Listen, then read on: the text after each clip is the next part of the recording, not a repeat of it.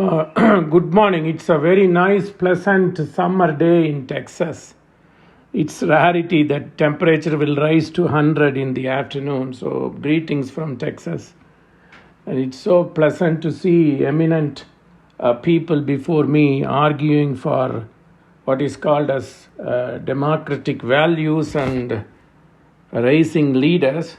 So, I've been tasked to talk about how universities could play a role.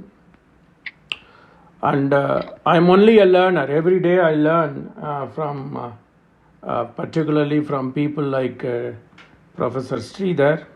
And I'm also have to be very thankful to Srikumar Raghavan, who is my editor also. I have become a columnist. He gave me an opportunity in his magazine and to Professor Pantulukaran. So that's a learning. So how do we build that given the limitations of time? How we do it in the United States? Every country does it better these days. Things are changing. Given what we have witnessed in India with about over 60% of the eligible voters participating in the exercise of fundamental rights is something to cherish. Roughly, United States has been having a percentage of 58 to 64% on presidential elections. We have two types of election, midterm elections and presidential elections.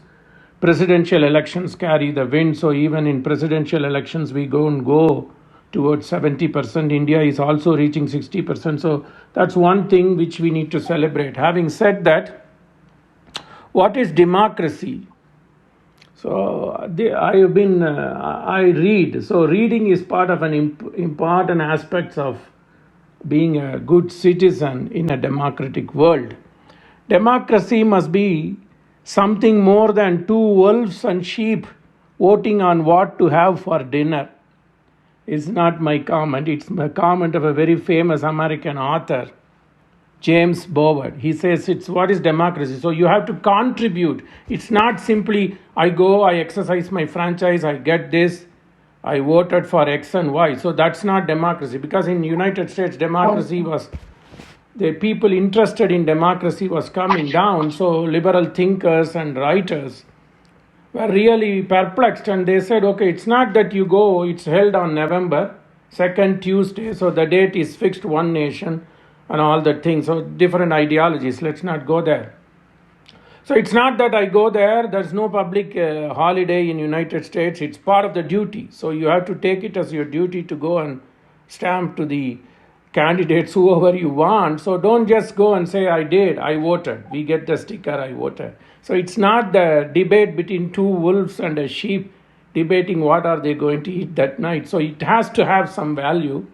In other words, that passion should be there, and United States has done its thing in a way. So the entire system, whether it is a local school governance, to your election of a representative to your late legislative councils, or to the national level politics, it's all from bottom up. So they take it for granted, whereas some countries which have the highest voting percentages like Uruguay and South African countries, one has to teach. So there is things become complacency and the need. So we have to discuss these two, and universities play an important role. So democracy is not simply voting. I think Dr. Gopakumar and Professor Varghese brought that it is about sharing. So in United States, we give more emphasis to what is called a shared governance. So from the university point of view, universities have to be run on shared governance system, where students have not that utmost level of responsibility, but some level of responsibility in evaluating how teachers teach, because I pay, so I need to get something back. So that kind of a shared governance is brought into them right from undergraduate days. And these days we are encouraging such kind of shared governance activities right from middle schools. So I was brought up in a middle class background, particularly educated oriented background, mother being a math teacher, father being an accountant, granddad being a lawyer. Even listening to cinema music he is kind of considered to be a black. If you listen to cinema music, you are a black mole, and let alone talk about politics. So that is the thing, but that is slowly changing. So I was a product of 1970s. So we know, I don't know, I now know much about the emergency. In those days, I didn't know. So the lot of aura has been on politics, but politics is not considered to be being a politician or being a contributor to the society is not considered to be a black mole, particularly in developed nation, because the concept is there for shared governance.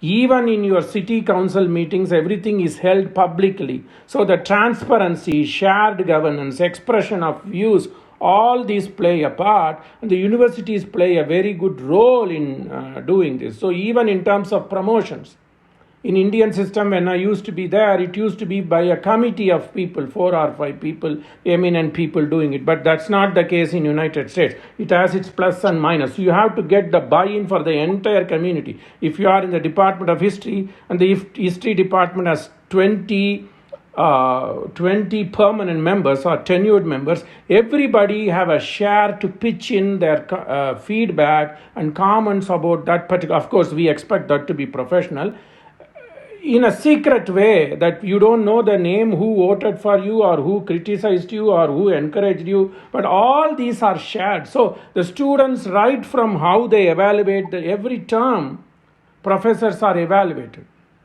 even with critical comments, and that becomes part of your improvement, and that also empowers the student. That's very important. Of course, we have to give credit to universities, particularly Kerala being a forefront in India in all this empowerment at the grassroots level.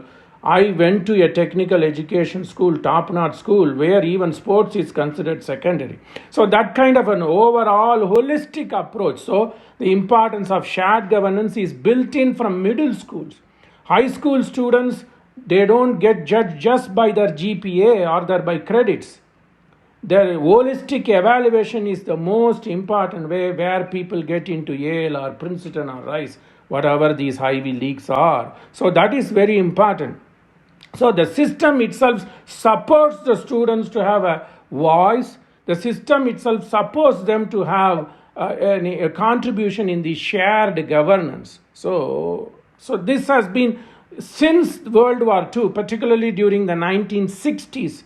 The concept of universities being a citadel, being a place where you shape the next generation leaders. Now the terminology is surfacing, what is called as global citizen leaders. So you are not only training next generation workforce, you are training global citizen leaders. And this all started in big league schools such as University of California system under the leadership of their president by gentleman Professor Clark Kerr.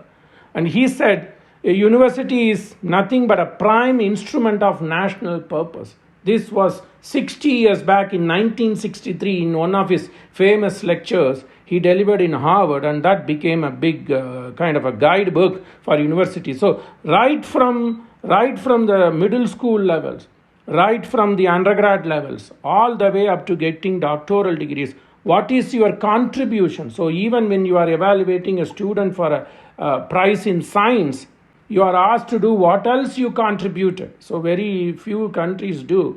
So what else you contributed? Have you been part of any leadership position? So weightage is given to student government association activities.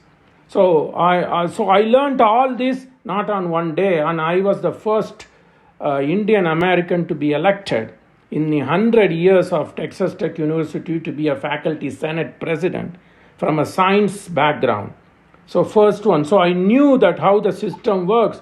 It doesn't matter whether you are a science professor or a history professor or an engineering professor. The system itself is a comprehensive university system. So the education is imparted in a comprehensive way. No matter whether you are a medical student or an engineering student or an history student or a political science student, you need to have one course of creative writing and one course in history, which Professor Sridhar alluded to. I never knew anything about constitution but for preamble in India. I was never taught. Whereas here, every student is at least in the first year of four-year degree program, they have to mandatorily improve their education skills by not only focusing on the core subject but on things that will help them to be a citizen leader. So that is democracy, which we have seen from James Bovard quote here. So higher education system is nimble. So whereas there are constraints in other countries, but I think the new education policy is attempting to do that in India. So democracy is nothing but shared governance. It allows people to think and then express right from school age. That is very important. So I'm not saying that, I'm not here preaching, to admit, but Indian system, basic system, Yes. had this. Professor So Ramkumar, I conclude that democracy is the way to go, and importantly, we have to give opportunity to share views either way. And I end again with a quote from Clark Kerr. If possible, I suggest people to read the book by Clark Kerr, 1963, his lectures in Harvard. Higher education has been very resilient in turning fears into triumph. So the education system should turn fears into triumph, and that will come once you give opportunities for students to engage at all levels. Communication is a must. Thank you. yes.